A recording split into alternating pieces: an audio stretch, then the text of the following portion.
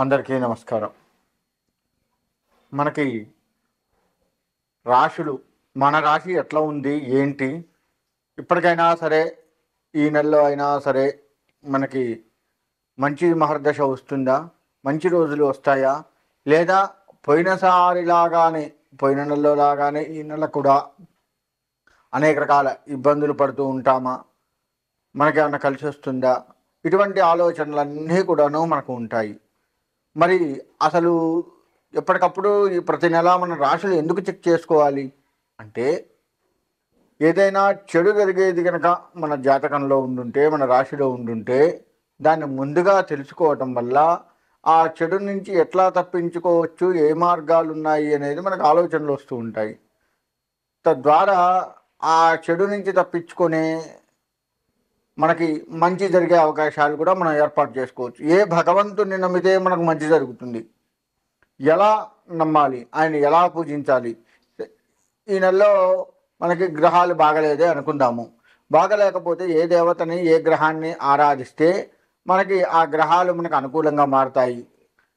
మంచి చేయకపోయినా పర్వాలేదు, కానీ తీవ్రమైన చెడు చేయకుండా మనల్ని ఉపశమనానికి కాస్త మరీ ఎక్కువ కష్టాలు, ఎక్కువ ఇబ్బందులు పడకుండా కొద్ది గొప్ప ఉపశమనాన్ని కలుగజేసేటానికి ఆస్కారం ఉంటుంది. అందుకే మనం ఎప్పటికప్పుడు కూడా మన గ్రహస్థితి ఎట్లా ఉంది, జన్మ నక్షత్రాలు అవి ఉంటే దాని ప్రకారంగా రాశులు చూసుకోవచ్చు. లేదు జన్మ నక్షత్రాలు ఏం లేవండి అనుకున్నటువంటి వారు ఎవరైతే ఉన్నారో వారు నామ నక్షత్రం అంటే వారి పేరు మీద మొదటి అక్షరం నుంచి వచ్చేటువంటి రాశి ఏదైతే ఉందో ఆ రాశిని చూసుకోవాలి. తద్వారా ఆ రాశిలో మనకు ఎప్పుడు ఎట్లా ఉంది అనేది మనకు ఎట్లాగూ తెలుపుతున్నాం కాబట్టి దాని ప్రకారంగా మనం ముందుకు ఆ నెల మొత్తం కూడా ముందుకు వెళ్ళొచ్చు. ఇకపోతే తర్వాత మనకి ఉగాది కూడా వస్తూ ఉంటుంది కదా. మరి ఉగాది అప్పుడు సంవత్సరం మొత్తం కూడా చూసుకుంటూ ఉంటాం. సంవత్సరం మొత్తం ఓవరాల్గా ఎట్లా ఉంటుంది, రాజ్యపూజాలు ఏంటి, అవమానాలు ఏంటి, ఆదాయం ఎంత, వ్యయం ఎంత, ఇట్లా చూసుకుంటూ సంవత్సరం మొత్తానికి అది ఉపయోగపడుతుంది. ఈ నెల మాత్రం ఏ నెలకు ఆ నెల, ఈ అంటే 12 నెలలు చైత్రం, వైశాఖం, జ్యేష్టం, ఆషాఢం, శ్రావణం, భాద్రపదం, ఆశ్వీజం, కార్తీకం, మార్గశిరం, పుష్యం, మాఘం, పాల్గొనం, ఇలా 12 నెలలు. ఈ 12 నెలల్లో ఏ నెలకు ఆ నెల ఎట్లా ఉంటుంది ఏంటి అనేది చూసుకోవడానికి మనకి ఇది ఉపయోగపడుతుంది. ఈ నెలలో కొంచెం చెడు ఉందనుకుందాం, చెడు ఉంటే దాన్ని తప్పించుకోవచ్చు. మంచి ఉందనుకుందాం, దాన్ని ఎట్లా స్వాగతించుకోవాలి, ఆ మంచిని ఇంకా మంచిగా ఎట్లా పెంచుకోవాలి, తద్వారా ఆ మంచి మన ఆ నెల మొత్తం కానీ లేకపోతే తర్వాత వచ్చే నెల కానీ మనకి ఎట్లా ఉపయోగపడుతుంది, ఆ మంచి ద్వారా వచ్చేటువంటి లాభం ఏదైతే ఉందో మనకి, మన పిల్లలకి, మన కుటుంబం మొత్తానికి ఎట్లా ఉపయోగపడుతుంది, దాన్ని మనం ఎట్లా లాభంగా చేర్చుకోవచ్చు, ఇటువంటివన్నీ కూడాను తెలుసుకోవాలన్నమాట. అందుకే మనం ఏ నెలకు ఆ నెల రాశులు చూసుకొని ఈ నెలలో మన రాశి ఎట్లా ఉంది, ఎంత భాగం మంచి ఉంది, ఎంత భాగం చెడు ఉంది, ఎవరెవరిని కలవచ్చు, ఎవరెవరిని కలవకూడదు, కలిస్తే వాళ్ళతో ఎట్లా ఉండొచ్చు, కలవకపోతే పరిస్థితి ఎట్లా ఉంటుంది అని మనం కొంత ఆలోచనలోకి చేసుకోవచ్చు అనమాట. అందుకే మనం ఏ నెలకు ఆ నెల రాశులు చూసుకునేది. ఆ విధంగా చూసుకుంటూ చక్కగా మనం ఈ రాశిలో ఏ దేవతను ఆరాధిస్తే మంచిదో ఆ దేవతను ఆరాధించడం వల్ల ఆ దేవత అనుగ్రహము లేదా ఆ గ్రహాల యొక్క అనుగ్రహాన్ని పెంపొందించుకొని మనకు వచ్చే చెడుని తగ్గించుకొని మనకు వచ్చేటువంటి లాభాన్ని మనకు అనుకూలంగా మార్చుకొని సుఖంగా ఉండటానికే ఏ నెలకు ఆ నెల రాశులు చూసుకుంటూ ఉంటాము. మరి మిథున రాశి వారికి ఈ నెల ఆర్థికంగా బాగుంటుంది, కాకపోతే వచ్చిన చుట్టూ ఖర్చు అవుతుంటాయి. విందు వినోదాల్లో పాల్గొంటూ ఉంటారు. ఆ తర్వాత వీరికి వివాహం కానటువంటి వారు ఎవరైనా ఉంటే వివాహ ప్రయత్నాలు కూడా చేస్తూ ఉంటే అనుకూలిస్తూ ఉంటాయి. సంతానం లేనటువంటి వారు ఎవరైనా ఉంటే సంతానానికి సంబంధించి ప్రయత్నాలు చేసుకోండి. వీరు సంతానం కోసంగా సుబ్రహ్మణ్యేశ్వర ఆరాధన, వివాహం కోసం కూడా సుబ్రహ్మణ్యేశ్వర ఆరాధన చేసుకోండి. తప్పకుండా ఇటు వివాహం కాని వారికి వివాహం అవుతుంది, సంతానం లేని వారికి సంతానం కలుగుతుంది. ఈ ఇద్దరికీ కూడా సుబ్రహ్మణ్యేశ్వర స్వామి ఆరాధన చాలా మంచిది. ఆ విధంగా చేసుకుంటూ ఉంటే ఈ రాశి వారికి అంతా మంచి జరుగుతుంది. ఈ రాశివారు మొత్తానికి సుబ్రహ్మణ్యేశ్వర ఆరాధన ఈ రాశి వారికి ఎంతైనా మంచిది. కాకపోతే ఇలా ఈ సమస్యలతో వివాహం కాకపోవడము లేదా సంతానము లేకపోవడం ఉన్నటువంటి సమస్యలతో ఉన్నటువంటి వారికి మాత్రం ఇంకా సుబ్రహ్మణ్యేశ్వర స్వామి ఆరాధన చాలా యోగంగా ఉంటుంది. ఆ తర్వాత వీరు సర్క్యులేషన్, ఆలోచించే విధానం బాగుంటుంది, కానీ దాన్ని అమలు పెట్టే విధానం ఒక్కటి కొద్దిగా ఇబ్బంది పడుతూ ఉంటుంది. ఈ మీరు ఏదైతే ఆలోచిస్తున్నారో దాన్ని మంచి ఆలోచన అది, కాకపోతే దాన్ని అమలు పెట్టే విధానంలో చిన్న చిన్న మార్పులు చేస్తూ ఉంటారు. ఆ మార్పుల్లో కొన్ని యోగించవచ్చు, కొన్ని యోగించకపోవచ్చు. ఆ విధమైనటువంటిది కనబడుతూ ఉంది. కాబట్టి దాన్ని కాస్త మీరు సరి చేసుకోగలిగితే సరిపోతుంది ఈ రాశి వారికి.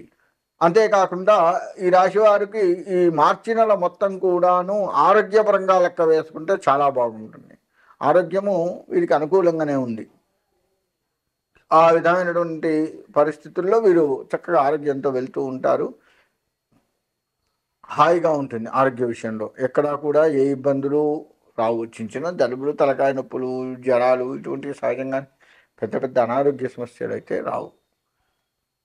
తర్వాత ఇక వ్యవసాయ రంగానికి వచ్చినట్లయితే, వ్యవసాయ రంగంలో ఉన్నటువంటి వారు వీరికి ఆదాయం అంతా బాగుంటుంది. సరైన సమయానికి చేతికి పంట అందుతుంది. చక్కగా తద్వారా మీరు లాభిస్తూ ఉంటారు. మీ పక్క పొలం వారు కూడా మీకు మంచి మంచి సలహాలు ఇస్తూ ఉంటారు. ఆ సలహాలు కూడా మీరు కొన్ని పాటిస్తారు, కొన్ని పాటించరు. ఏదేమైనప్పటికీ మీకైతే ఈ వ్యవసాయ రంగం వారికి అనుకూలమైన సమయం అనే చెప్పుకోవచ్చు. గిట్టుబాటు ధర రావడము, ఆ ధనాన్ని కూడా చక్కటి విషయాలకి ఖర్చు పెట్టడము, ఈ విధంగా చేస్తూ ఉంటారు.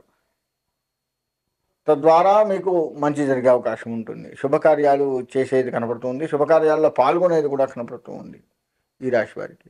తర్వాత వ్యాపార రంగం వారికి కూడా చక్కటి లాభదాయకంగా ఉంటుంది.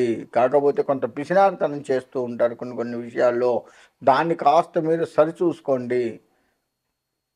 ఏంటంటే తక్కువ సామాన్ తేవడము, అయిపోగానే తెచ్చుకుందాం అనుకోవడం, అది అయిపోయినా కానీ ఏముంది ఇంకా అయిపోయిందిగా, ఎవరిని అడిగితే చూద్దాం అనుకోవడం, తీరా అడిగినప్పుడు ఆ సామాన్ లేకపోతే ఒక్కళ్ళేగా అడిగింది అనుకోవడము, ఇంకా అట్లా ఎప్పుడు కూడా వీడి దగ్గర ఈ సామాన్ ఉండదు అన్న ఒక పేరు వీళ్ళకు వచ్చేది కనపడుతూ ఉంది. కాబట్టి కాస్త ఆ తరహా ధోరణి తగ్గించుకుంటూ వ్యాపారం చేసుకోండి. అని చెప్పి ఎక్కువ స్టాక్ పెట్టుకోమని కాదు.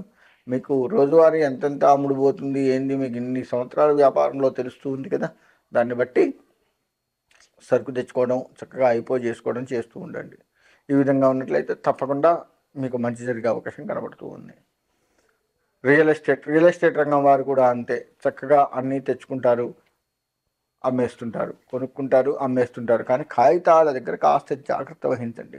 కొన్ని కాగితాలు మీరు కొనే దగ్గర మిమ్మల్ని కొంత మోసం చేసేది కనబడుతూ ఉంది. ఏదైనా ఒక కాగితం తక్కువ ఇవ్వటము, అసలు ఇవ్వకపోవటము చేస్తూ ఉంటారు. దాన్ని మీరు సరిచూసుకోండి. ఇచ్చామనేది కూడా మిమ్మల్ని బురుడి గుట్టిస్తూ ఉంటారు, ఇవ్వకపోయినా ఇచ్చాము అని.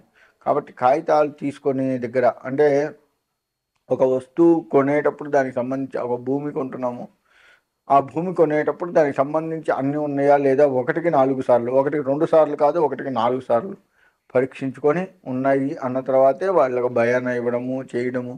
మళ్ళీ బయానా ఇచ్చి అన్నీ చేసిన తర్వాత కూడా కాగితాలు ఉన్నాయా లేవా, డబ్బులు అన్నీ ఇచ్చిన తర్వాత కూడా కాగితాలు ఉన్నాయా లేవా, ఇట్లా ప్రతిసారి చెక్ చేసుకుంటూ ఉండి మీరు ఆ కాగితాలను తీసుకోవాలి. ఆ విధంగా ఉన్నట్లయితే మీకు తప్పకుండా ఉంటుంది. ముఖ్యమైన కాగితాలు పోగొట్టుకునే ప్రమాదం ఈ రియల్ ఎస్టేట్ రంగం వారికి కనపడుతుంది. జాగ్రత్త వహించండి. ఆ విధంగా రియల్ ఎస్టేట్ రంగం వారు ముందుకు వెళ్తూ ఉంటారు. కానీ ఎదురుదిరిగి లాభాలు అయితే మంచిగా ఉంటాయి. అమ్మినంత వరకు లాభాలు ఉంటాయి. విద్యార్థులు కష్టపడి చదవాల్సిందే. పరీక్షాకాలం ఇది. పరీక్ష వాళ్ళకా మీకా అన్నట్లుగా ఉంటుంది విద్యార్థుల విషయానికి వస్తే. కానీ ముందు బాగానే చదువుతూ ఉంటారు, బాగానే ఉంటుంది, హాయిగా ఉంటుంది. కాబట్టి మీరు ప్రశాంతంగా చదువుకుంటూ ప్రశాంతమైన వాతావరణంలో చదవండి. చక్కటి మార్కుల్ని సంపాదించుకోండి. మీరు ఎంత కష్టపడి చదివితే అంత మంచిగా ఉంటుంది. ఉద్యోగస్తులకి బదిలీలు కొంతమంది మేరకు అవుతూ ఉంటాయి, కొంతమందికి కావు. అయినటువంటి వారు సుఖంగానే ఉంటారు. అట్లని కాని వారు సుఖంగా ఉండరు అని కాదు నా ఉద్దేశము. అయిన వారు ఎక్కువ సుఖంగా ఉంటారు. కాని వారు ఇంకా ఇక్కడే చేస్తున్నా, వాడికి అయింది, వాళ్ళతో పాటు మనకు కూడా అయితే బాగుండు, వాళ్ళు మంచి ప్లేస్కి వెళ్ళారు, మనం ఇక్కడే 10 సంవత్సరాలు చేస్తున్నాం, ఈ రకమైన ఆలోచనలు వస్తూ ఉంటాయి. కాబట్టి అవి తగ్గించుకొని ఎక్కడ ఉన్నా సుఖంగా ఉంటున్నాం కదా చాలు అన్నట్లుగా పెట్టుకున్నట్లయితే బాగుంటుంది. ఓవరాల్గా ఈ రాశి వారు సుబ్రహ్మణ్యేశ్వర స్వామి వారి యొక్క ఆరాధన చేస్తూ ఉన్నట్లయితే మీకు ఎంతైనా మంచి జరిగేది కనపడుతుంది. ఆ విధంగా సుబ్రహ్మణ్యేశ్వర స్వామి ఆరాధన చేస్తూ సుఖంగా ఉండాలి అని కోరుకుంటూ సెలవు తీసుకుంటాను.